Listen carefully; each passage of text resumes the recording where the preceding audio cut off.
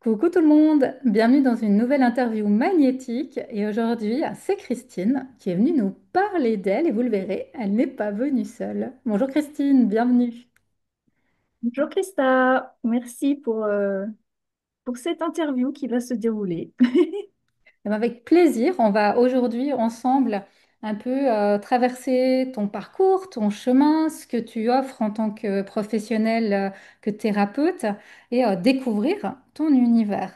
Alors pour commencer, est-ce que tu peux nous parler un peu de ton parcours, qui tu étais avant d'être thérapeute, qu'est-ce que tu faisais, comment c'est venu cet attrait pour la thérapie, pour l'accompagnement?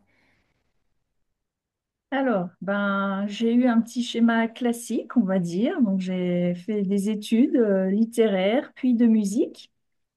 Et puis, j'ai fait plein de petits jobs, n'est-ce pas? Puisque je cherchais plutôt la sécurité que le métier de cœur.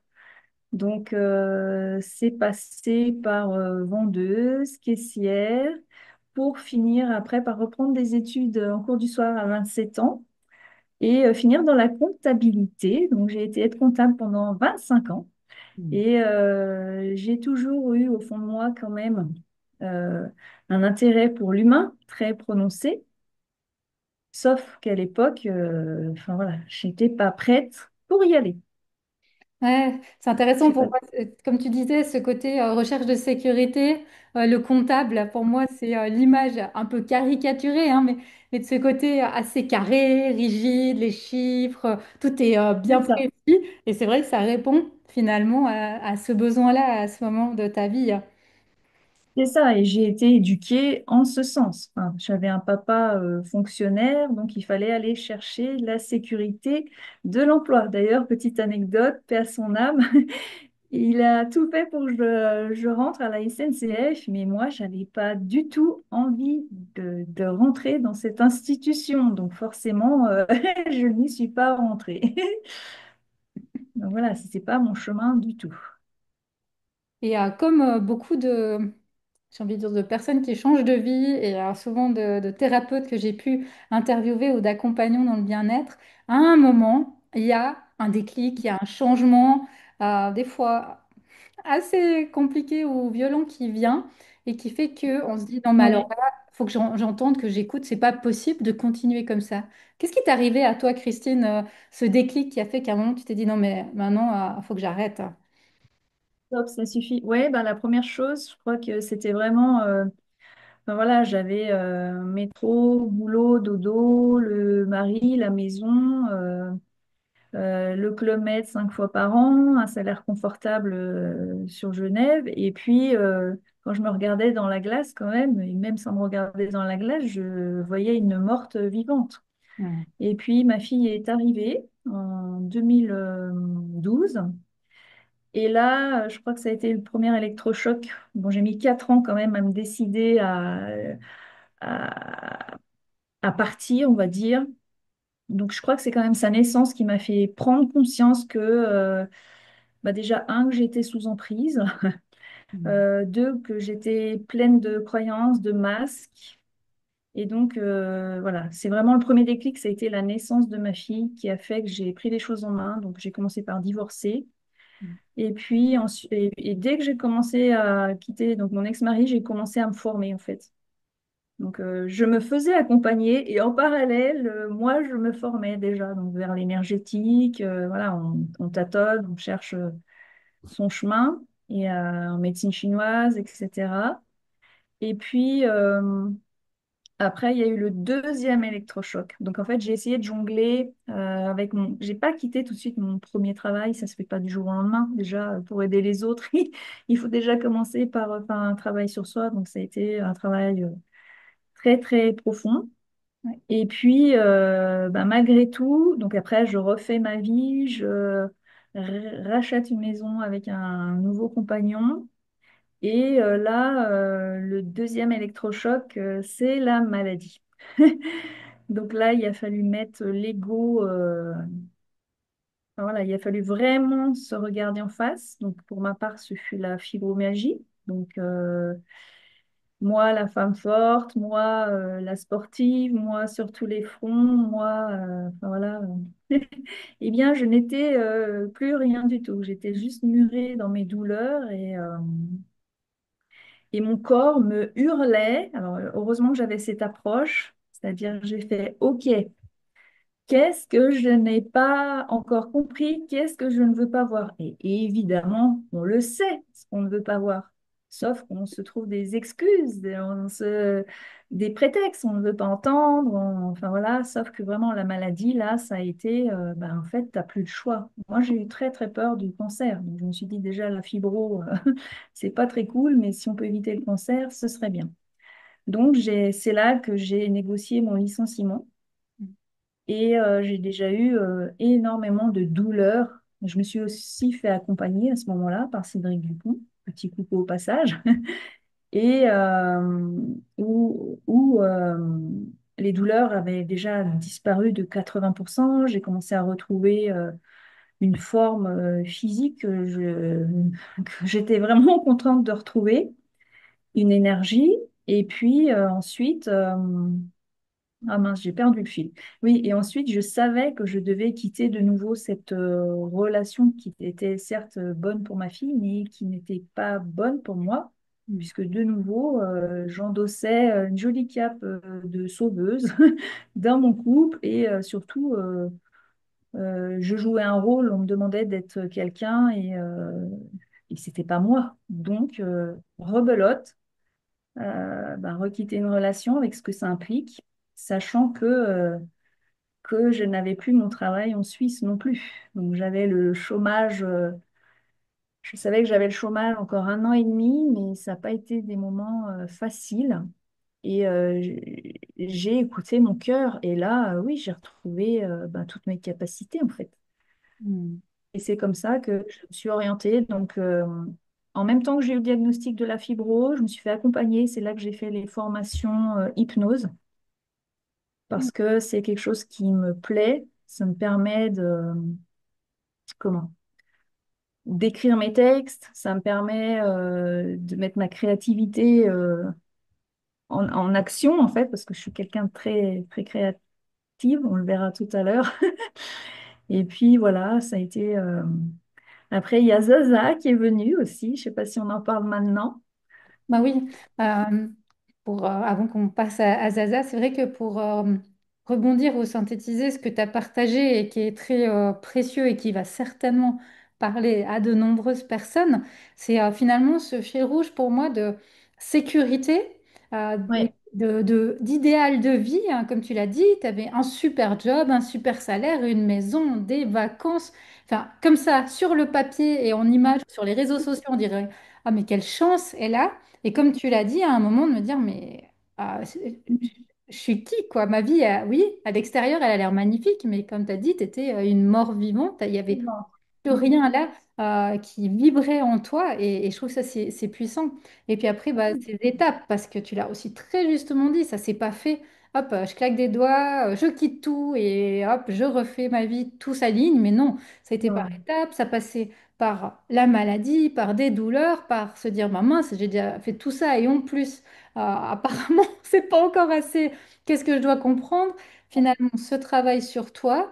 Et cette décision de dire, OK, maintenant, je vais encore une étape plus loin, j'ose encore plus loin, quitter une nouvelle fois quelqu'un, quitter une sécurité et vraiment être moi, je me forme à l'hypnose, j'ose prendre cette Ouais. facette plus artistique, justement, que tu as toujours eu en toi, hein, tu l'as dit, mais Oui. qui ne résonnait pas forcément avec sécurité. Et vraiment, Non. petit à petit, créer ton univers. Et c'est là, justement, que tu as aussi créé Zaza, si tu veux nous parler un peu Ouais. d'elle, comment tu as Oh, intégré je sens ça. qu'on parle de moi. Je sens J'étais qu'on parle de moi. impatiente, hein. J'aime ça. Oui. Comment ça va, Christa? Eh bien, ça On va se bien. connaît? Mais oui, on se connaît bien. Alors, Bon, comment t'as Zaza, parlé de moi du coup. oui, comment Zaza Mon t'es besoin arrivé de dans l'univers reconnaissance. de Christine? Dis-nous tout. Je vais parler parce que sinon elle va nous mettre la tête comme ça. Prends toute la Non, mais place. dis donc, si. Moins besoin de reconnaissance, hein, il est là, hein. Zaza, on se calme. Donc voilà, Zaza, c'est vraiment le clown de service. C'est vraiment voilà, une marionnette qui m'a été offerte pour mon anniversaire.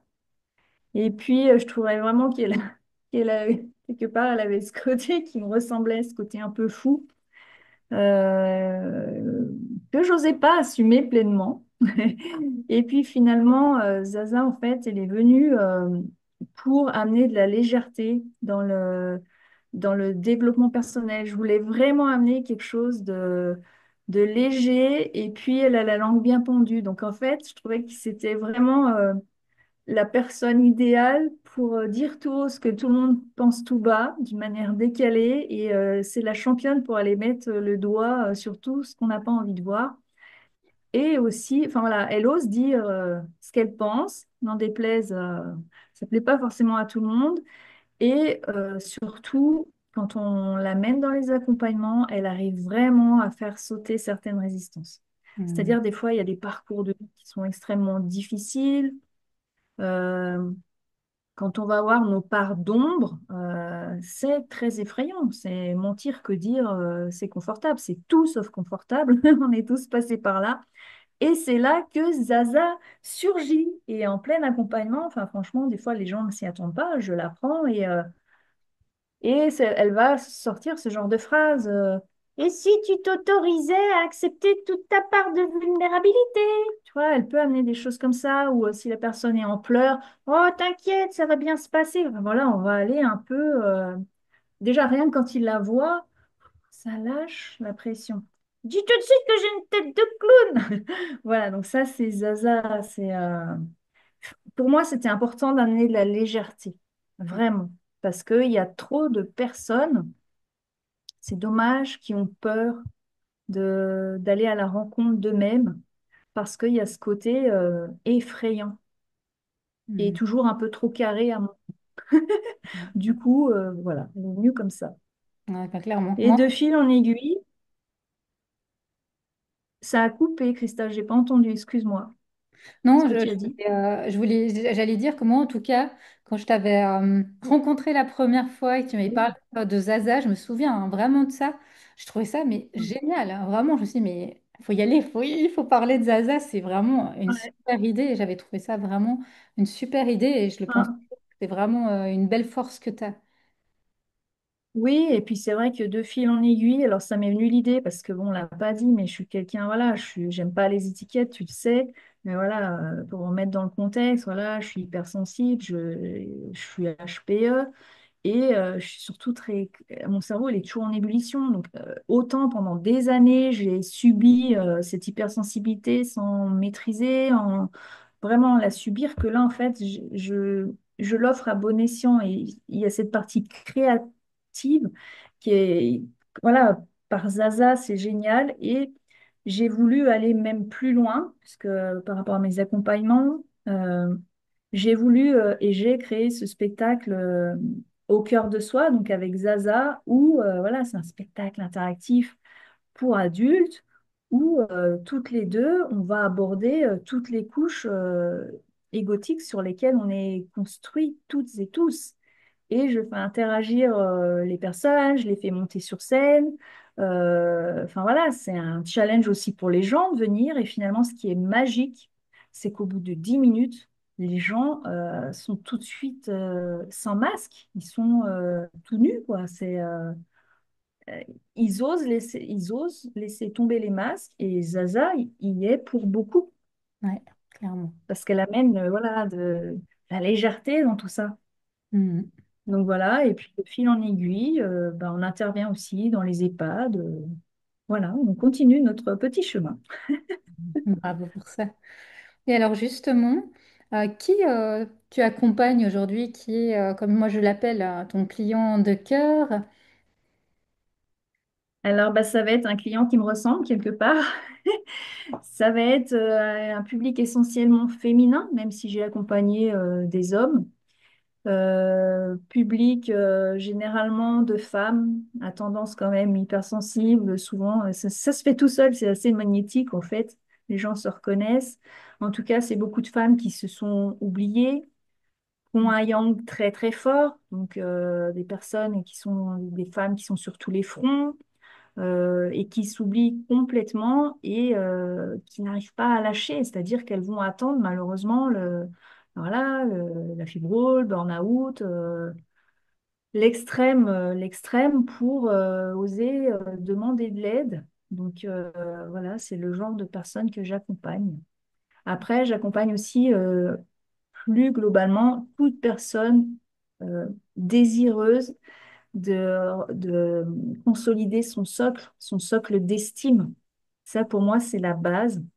Et l'estime de soi, c'est quoi? C'est s'aimer de manière inconditionnelle, avec toutes nos facettes, les plus sombres comme les plus lumineuses, reprendre conscience de sa valeur personnelle. Et ça, c'est aussi un de mes accompagnements phares. J'en ai trois. Voilà. Tu voudrais nous dire un mot sur tes trois accompagnements? Ouais, si c'est possible, oui. Du coup, je fonctionne plus en fait à la séance unitaire comme je l'ai fait auparavant parce que c'est pas en résonance avec moi. Il y a trop de gens qui croient qu'on est la baguette magique, une séance miracle.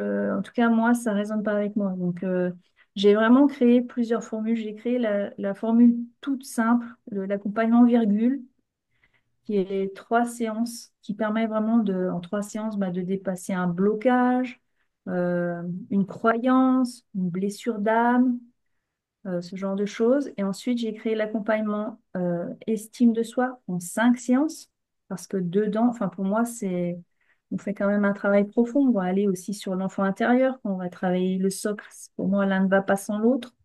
Donc, ça demande bien cinq séances, surtout si le niveau quand tu demandes aux gens, voilà, donnez-moi trois de vos qualités d'être et que tu as souvent ça comme réponse. Donc, soit il n'y a rien, soit c'est il paraît que, on m'a dit que. Donc, tu vois, la personne, elle n'est même pas sûre, elle n'a pas conscience de sa valeur. Donc là, on part sur du zéro, quoi, en estime. Donc, ça prend un peu plus de temps qu'une séance, faut pas rêver pour l'avoir traversé personnellement, parce que j'étais ce genre de personne. Quand on me demandait mes qualités d'être, j'en voyais aucune en fait. Hmm. Et ensuite, j'ai créé l'accompagnement vraiment profond pour celles qui veulent aller plus loin et surtout celles qui ont déjà travaillé sur elles. Je pense que cet accompagnement en 10 séances n'est pas du tout destiné à quelqu'un qui commence son chemin d'introspection. Ce serait trop violent. D'un coup, ça ferait trop peur parce que faut pas rêver, on est tellement construit sur plein de fausses croyances, pardon, de peur, de blocage, que cet accompagnement, si tu débutes, il fait peur en fait. Il est trop poussé, Ouais. on va dire. Donc celui-là, c'est vraiment pour celles qui ont déjà travaillé un peu sur elles et qui tournent un peu en rond. Et là, voilà, on va vraiment, il est axé on va reprendre les fondations, donc l'estime. On va plonger en profondeur et on va vraiment travailler, et là, j'insiste là-dessus, sur la partie consciente, inconsciente, mais aussi cellulaire dans le corps. Il faut que ça descende, sinon on ne va pas au bout des choses. Donc, il est vraiment axé sur cette dynamique. Ouais, magnifique. Ces accompagnements qui vont aussi crescendo avec le rythme et les besoins de la personne dans son parcours de vie. Et alors moi, j'aime bien Oui. les transformations, les histoires de vie. Je trouve qu'il n'y a rien de plus parlant que ça. Est-ce que tu as un exemple d'un accompagnement, d'une transformation que tu as eue et que tu as envie de nous partager aujourd'hui? Oui, oui, bah, j'ai un souvenir, hein, je l'appelle ma pouliche. C'était vraiment une de mes premières clientes et vraiment une résonance. Et du coup, tu vois, elle est venue vraiment un peu perdue, une hypersensibilité pas maîtrisée du tout, euh, des difficultés dans le couple, enfin ça se ressentait aussi, elle a été dans un travail qu'elle n'aimait pas, des tensions avec ses enfants, pas du tout consciente de sa valeur, elle avait déjà travaillé sur elle, mais enfin voilà, il fallait vraiment retravailler le socle. Et du coup, elle avait vraiment pris un accompagnement long, quoi, une dizaine de séances. Et j'ai adoré voir la transformation. Donc, on a vraiment travaillé, encore une fois, le socle. Je l'ai aidé en fait à accueillir son hypersensibilité et à bien gérer ses émotions, à ne garder que les siennes, pas capter toute la misère du monde, tu vois, ça c'est important quand tu es hypersensible, sinon en général tu captes tout, donc c'était compliqué pour elle au niveau se dissocier de ce qui était à elle, ce qui n'était pas à elle. On a travaillé sur l'enfant intérieur, il y avait aussi une grosse libération émotionnelle, il y avait beaucoup de colère à virer, excuse-moi l'expression, et puis il y avait aussi une acceptation de ses origines. Et donc, on a vraiment travaillé en profondeur. Et le résultat, donc, ça a été assez magique. Donc, elle a réussi à quitter son conjoint parce qu'elle était dans une relation. Elle savait qu'elle n'était pas bonne pour elle, mais elle n'avait pas le courage. Elle était donc dans l'éducation nationale. Elle a posé un congé pour pouvoir faire autre chose. Donc, elle est partie dans ce qui l'animait. Donc, elle avait envie d'être connectée à la terre. Donc, elle a fait une reconversion pour être dans le maraîchage. Et donc, ses relations aussi avec ses enfants, forcément, quand tu changes, bah, en résonance, la vibration, elle change aussi. Et du coup, une amélioration bah, avec ses enfants, c'était beaucoup, beaucoup plus simple. Donc, oui, c'est magique quand tu les vois. Et puis, une estime solide. Donc, oui. Après, j'ai plus en tête, elle avait certainement aussi, alors je l'ai plus en tête, une des blessures d'enfance comme on a tous. Donc ça aussi, on l'avait travaillé. Donc bien donner les outils pour apaiser l'enfant intérieur. Donc après, oui, tu changes en fait et dans le bon sens. Et je trouve qu'en tant qu'accompagnant, c'est toujours bah, magique de se dire, waouh, on voit la personne évoluer et aller vers son appel du cœur et c'est juste magique en fait. Et c'est pour ça qu'on fait ce métier. Ouais, clairement, c'est vrai. Une belle histoire. Et justement, qu'est-ce que tu aimerais dire à Mm. quelqu'un peut-être qui écoute cette interview, qui se reconnaît dans certains traits, peut-être dans aussi certaines situations que tu as partagées, soit de toi, soit de cette cliente que tu as accompagnée, et qui bah, a ce manque d'estime et se dit, oui, bah, je vous entends bien, j'entends bien ce que vous dites, mais pour moi, c'est pas possible, ou je sais pas par où commencer, ou je sais pas comment faire, ou je suis un cas désespéré. Oui, alors c'est rigolo d'ailleurs, tous les gens, quand tu les prends au début, te disent, oh là là, je suis vraiment un cas désespéré. Ça revient souvent d'ailleurs, c'est rigolo que tu dises ça. Et c'est ce que moi aussi je disais à l'époque, parce qu'on a l'impression que c'est une montagne. Alors, je dis pas que ça se fait en un jour, on est bien d'accord, mais on est là pour vous guider. On n'est pas là pour faire le travail à votre place, on est là pour vous guider.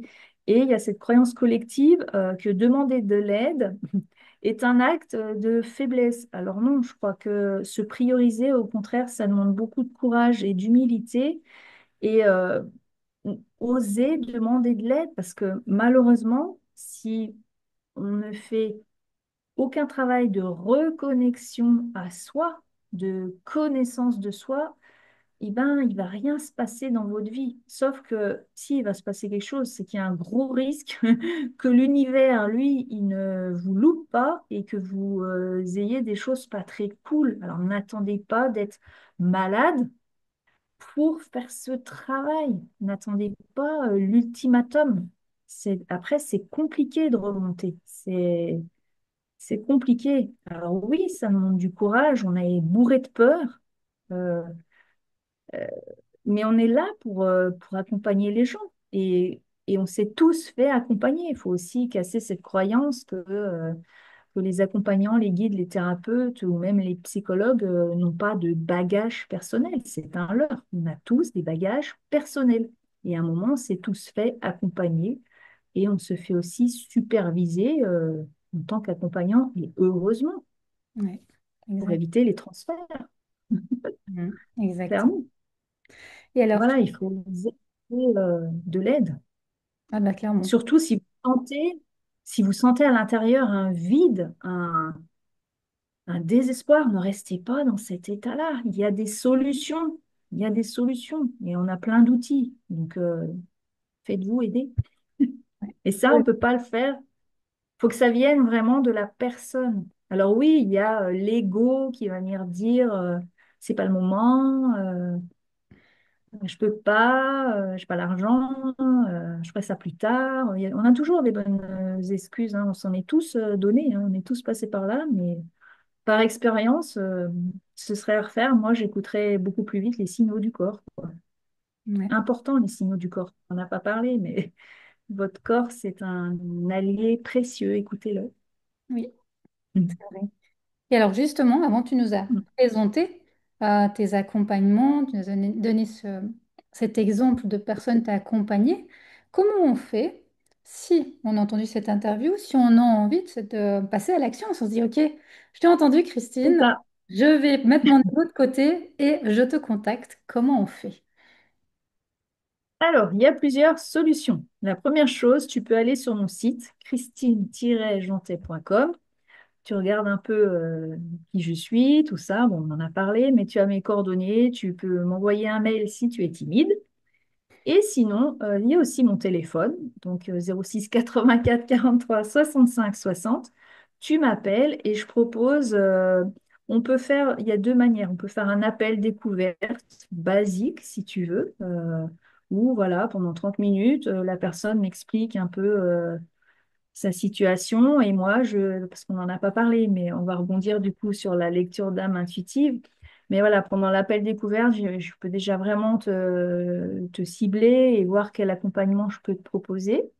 Et sinon, donc, je propose encore, c'est encore plus simple, si tu es vraiment timide, tu peux profiter de la lecture d'âme intuitive. Alors, tu vas me dire, qu'est-ce que c'est que ce truc? Ben, ce truc, ça fait quand même partie de moi. Donc, encore une fois, j'ai mis mon potentiel lié à mon hypersensibilité avec cette capacité à scanner les gens depuis toute petite. Donc, tu peux m'envoyer en fait ta photo, un Mm. selfie sans lunettes de soleil. Donc, tu peux le faire via mon site. Tu me l'envoies par mail, tu me mets juste ton prénom. Et moi, en fait, j'ai cette capacité à percevoir déjà si le niveau de ton estime, si tu l'as déjà travaillé ou non, s'il est haut ou bas. Je peux percevoir ben, un peu ta polarité yin, yang, si elle est déséquilibrée ou non. J'arrive à percevoir les blessures, les 5 blessures d'âme. Donc en gros, j'interroge, hein, abandon, rejet, humiliation, trahison et injustice. Et donc je peux te dire en fait celles qui sont prédominantes chez toi. J'arrive aussi à ressentir ben, souvent les parcours de vie un peu des gens, s'il y a eu du traumatisme, si voilà, si c'est des gens qui se sont oubliés, sacrifiés, etc. S'il y a eu j'arrive à percevoir pas mal de choses sur photo. Donc je suis pas là pour faire de la voyance d'avenir ou etc. Je suis surtout là pour faire un scan intuitif de ton état d'âme actuel en fait. Ouais, Et je trouve que c'est intéressant d'avoir une photo, une sorte de photo énergétique à un instant T. Et après, du coup, je t'envoie le récap de cette lecture d'âme. Et si ça résonne en toi, tu peux m'appeler, on peut en discuter. Et après, on voit si tu es OK bah, pour te faire accompagner ou non, en fait. Mais je trouve que c'est un bon moyen bah, de prendre contact et voir aussi si tu te sens à l'aise, si ça te parle surtout. Et puis, et si tu es prêt, bah, on y va. Mhm. non, Donc parfait. voilà un peu les moyens pour me contacter. Oui, on mettra. Après, voilà, j'ai les réseaux, quoi, Insta, Facebook, YouTube, j'y vais un peu moins. TikTok, j'ai arrêté. On, On le sait, les réseaux, c'est pas trop mon truc. J'avoue que on mettra si de on toute pouvait façon éviter, mais toutes les coordonnées sous la sous vidéo. la Comme ça, vidéo. les personnes qui auront besoin d'aller voir ton site ou qui veulent aller peut-être sur Facebook ou Instagram te suivre, même si c'est pas ton truc, ben, pourront te retrouver, Oui, là, retrouver tes coordonnées, faire si elles le souhaitent une lecture d'âme pour avoir un peu mm, des clés, des premières pistes mm, sur ce que tu peux proposer ou offrir. Alors, on va c'est arriver à la ça. fin de notre interview. Avant Mm. qu'on conclue, qu'on termine, est-ce que tu as envie de laisser un dernier message euh, pour clore cette interview? On va le laisser à deux. Zaza a envie de parler, je sens qu'elle trépigne. Enfin, je peux prendre la parole. Du coup, c'est même moi qui vais boucler l'interview. Tiens, Zaza, on se détend. Le message final, ce sera: osez être vous-même, tout simplement. Regarde, le ridicule ne tue pas. Tu as vu, Chrissou, elle est toujours là derrière. Tout va bien.